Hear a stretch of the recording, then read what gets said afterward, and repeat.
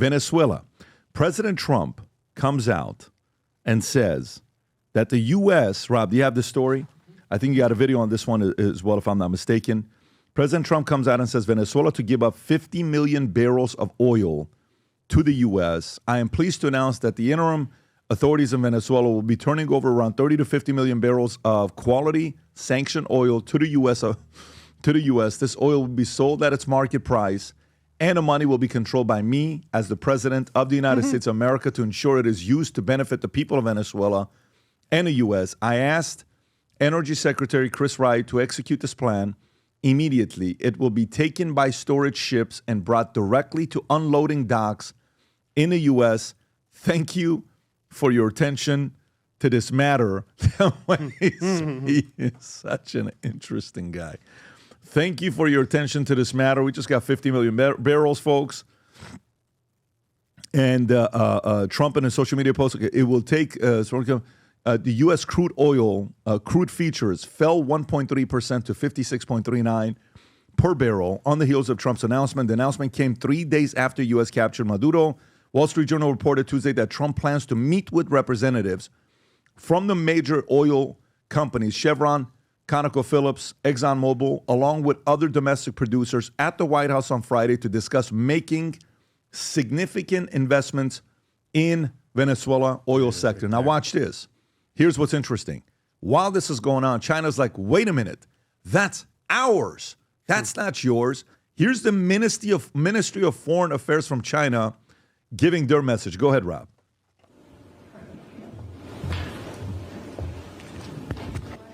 The United States has brazenly resorted to the use of force against Venezuela and demanded that America First be applied when Venezuela disposes of its own oil resources. This is a typical act of bullying, a serious violation of international law, and a grave infringement on Venezuela's sovereignty that also severely undermines the rights of Venezuelan people. We just wish they would have thought of it first. China strongly condemns this. I would like to stress that the legitimate rights and interests of China and other countries in Venezuela must be protected.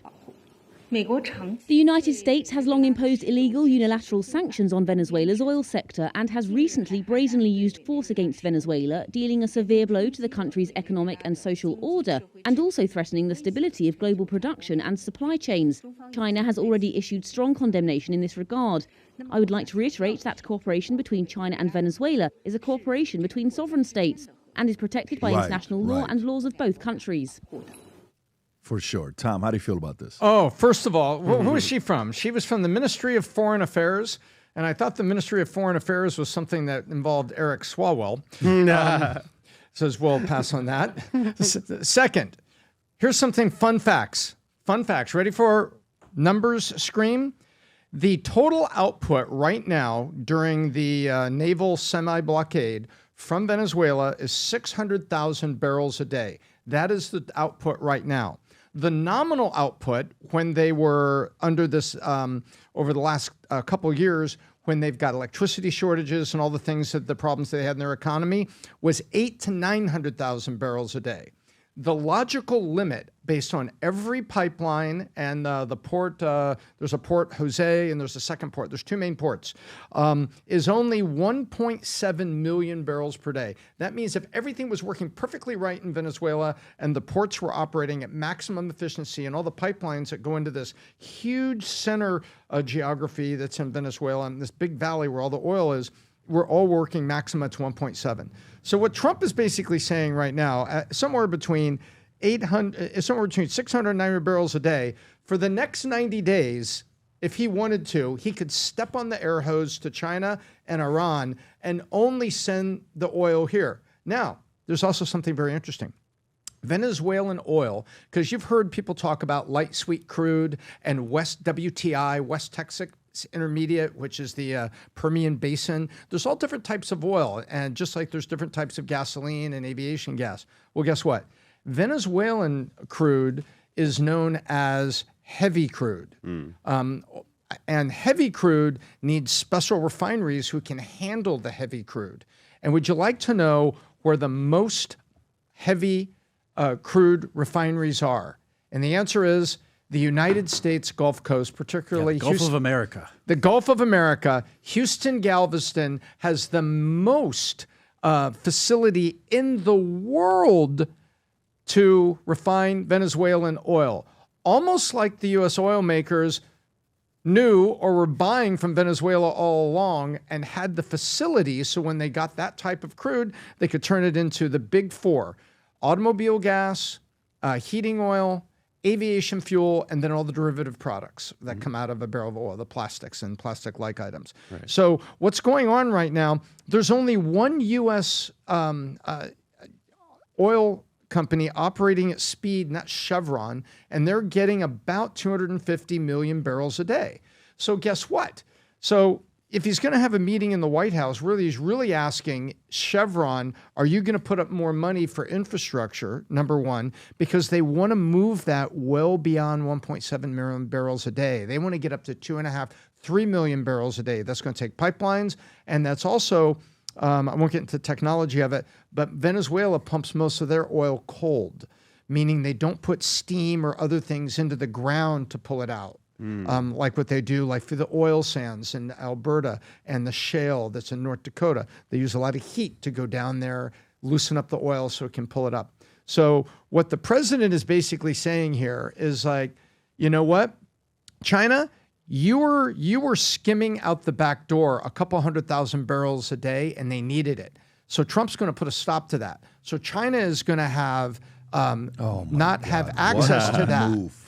That's the power move. What a move. And then never mind Iran, what's going on over there. And now he's wants to take it, but he wants to pay the people. He wants Chevron to pay the people of Venezuela. He wants to get up to 2.5, 3 million barrels a day, but he wants the people of Venezuela to be paid for it. You know why that's good?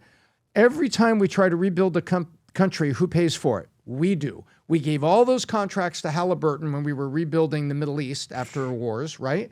Well, guess what? They came out of American taxpayers. Well, now this is, hey, we have regime change. We have some government we like. There's going to be some bumps in the road. This is all going to go there. And we want their country to get the money for their oil so they could rebuild themselves. Now, sure, there'll probably be a lot of American contractors down there wanting to get paid to do it, but it'll be money that comes that way. And that is the story of Venezuelan oil. How much of this do you think, like I almost want to think about how much of Venezuela, of what happened with Maduro was singular, and how much of it was a process of sequencing because of the ties Venezuela could have for America to get access back to the Panama Canal, because the Panama Canal, like if I was to write a priority, Tom, and this goes to all of you guys, question for you. You're the president, Trump administration, you're sitting there. 10 issues. Rank importance of some of these issues. Which one's more important than other? Ready? Hang on. Maduro being captured. You got Iran regime changing, okay, because of how chaotic it is, and you know how they call them the Middle East. What do they call it? There's a word for it, that they are the agency of terrorism in the Middle East. You hear a comment like that. Yeah. Sponsors of terrorism in Iran. Okay. All right. So money and influence. How about a Panama Canal? Let's just take those three.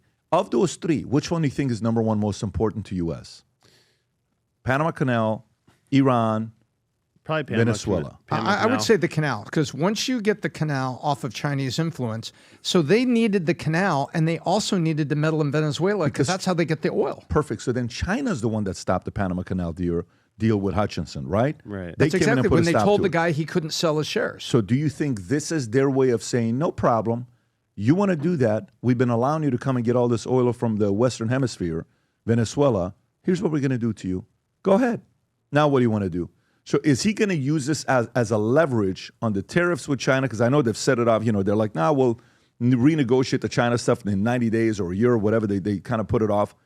But do you think this is one way of getting the Panama? Like if all of a sudden, because look what happened right there. Look at the date and look at what happened with the percentage increases, chances going up.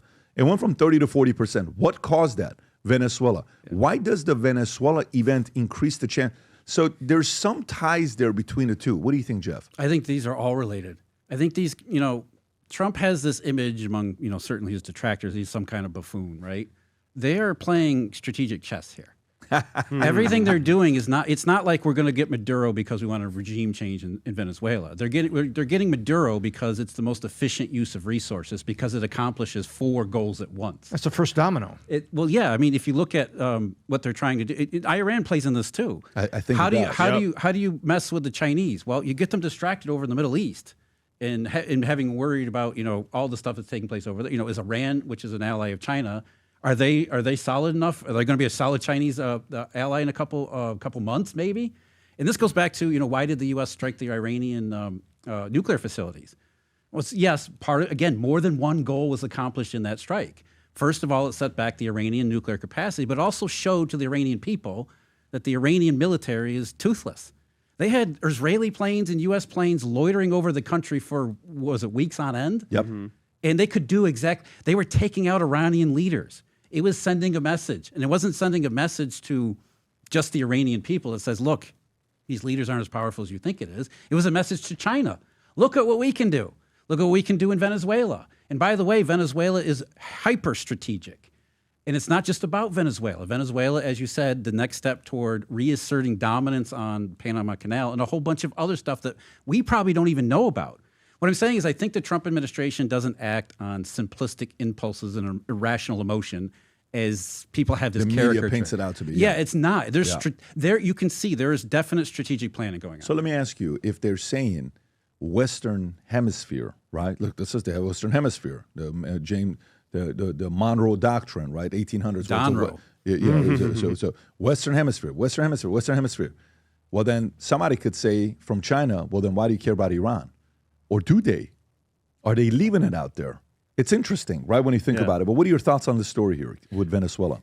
No, I think it's a huge opportunity just for the world in general. Because I mean, there was a time where I believe Venezuela was number 4 in terms of overall GDP, and it makes me think of when the Soviet Union collapsed. That if you handle this thing correctly, then you could open up that whole country back to the world as a new market. And you have to be careful with managing it too, because I think like when the Soviet Union collapsed, we kind of mishandled it. We let the CIA, let the oligarchs take over, and then the resentment from the country to that led to Putin being in control. So I think if this is done correctly, it could be a beautiful thing. It could kind of get that communist virus out of South America, because the whole communist spread across South America started with Cuba, then it went over to Venezuela, now it's gone over to Colombia. So they could start like extracting that kind of spirit from South America. That's a big thing too. Having said that, folks, since September 9th or 10th, even when we went to Aspen, I keep telling you this, I have been wearing the same exact shoes. I'm not kidding with you. This sounds crazy, doesn't it? It has to be. It's the only thing that I wear every single day, and I show you every single time. This is on, right? Future Looks Bright shoes. We are now seeing this in 20, I think we just hit 25 or 26 countries that it's been ordered in. If you're somewhere in the world watching this, you haven't placed an order yet, go ahead. But here's a Future Looks Bright shoes. Rob, go ahead and play the clip. When we set out to create a shoe that blends comfort, function, and luxury, we had the choice to make it fast. We had the choice to make it cheap. We chose neither. Instead, we chose Tuscany, Italy. We chose true Italian craftsmanship, each pair touched by 50 skilled hands. We chose patience, spending 2 years perfecting every detail, and we chose the finest quality at every step. Introducing the Future Looks Bright collection. Not rushed, not disposable, not ordinary. Rather, intentional, luxurious, timeless. All right, so guys, it's officially on the 4th order. This is how quickly this thing's going right now. What we were not expecting for a shoe, but it has become such a big hit. And the biggest thing is people come to this page and they compare it to the Berluti, the Ferragamo, the Zegna, the Gucci, and you look at the FLB and what it offers with the Superfoam technology at the bottom of it and the craftsmanship, made in Tuscany, Italy, at 5 factories. If you haven't placed an order for yourself or your husband or your son or somebody, go place an order. They will fall in love with the shoes. Go read the reviews on the website for yourself, only from people who purchased the shoes, and enjoy it. They'll come back to you saying, this is the most comfortable thing I've ever worn. Go to vtmerch.com, place your order. And having said that, let's get right into it. If you enjoyed this video, you want to watch more videos like this, click here. And if you want to watch the entire podcast, click here.